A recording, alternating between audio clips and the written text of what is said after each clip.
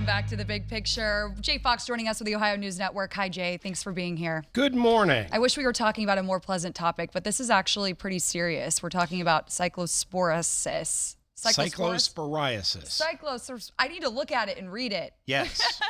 It's not easy to say, but it's easy to remember if you just think parasite and bathroom. That's all you need to know. Those are the two things. And absolutely. Yeah, I mean, these cases are starting to spread. The Centers for Disease Control and Prevention says 1 out of 10 Ohioans have a case of it right now. Well, and that's spooky because right now we only have 57 of 88 counties reporting. The numbers, we're not sure because of how many cases may not even be reported. Right.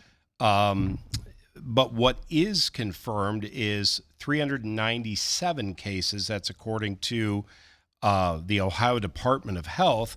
And they're claiming that Ohio only trails Michigan and that our numbers have doubled week to week. So 46 people have been hospitalized requiring emergency care.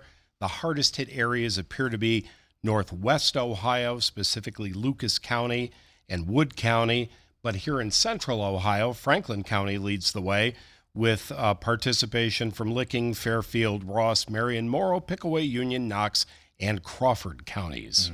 And what's I feel like it's interesting about this is like they don't know exactly where it's coming from, but leafy greens, berries, things of that sort. Yeah, they haven't identified the specific food item yet, but what they are saying is that items like bagged lettuce, herbs, or berries, specifically raspberries, seem to be the common suspect. And my issue is most of these bags say thoroughly washed and ready to eat. So, of course, I get my tin of raspberries and I open them up and off we go. But that may not be the right choice given what the symptoms are. Yeah. And without being gross, because you guys have already talked about it, severe, sudden, or explosive watery diarrhea. There was a woman who was on our affiliate WKYC in Cleveland who talked about the fact that it disrupted her job because she had to be near a restroom at all times. Loss of appetite and weight loss, stomach cramps, bloating, and gas. But even more concerning is the long-term effects like dehydration, a low-grade fever, and fatigue. And the doctors that we spoke to at the Ohio News Network say if you leave this untreated, it may go away, but it's going to come back over and over and over again. Yeah. Right. And, we reported, or Kristen McFarland reported yesterday that, it's not unknown, but Ohio typically per year only sees about 70 cases. We're at almost 400 now. Right. That doctor we interviewed on Friday said that this happens every year. Right, but not to this degree. Right. So I think that is still what is the big question mark of what is the, and I think that's where everybody's trying to figure out too is where is it coming from. So do you guys have a produce brush in your kitchen?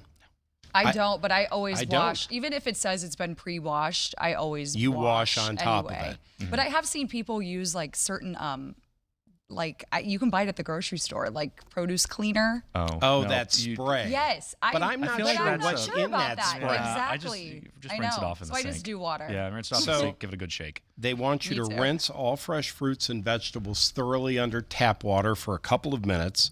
Then there's something called a produce brush that they want you to scrub melons like honeydew, cantaloupe, watermelon. They want those scrubbed.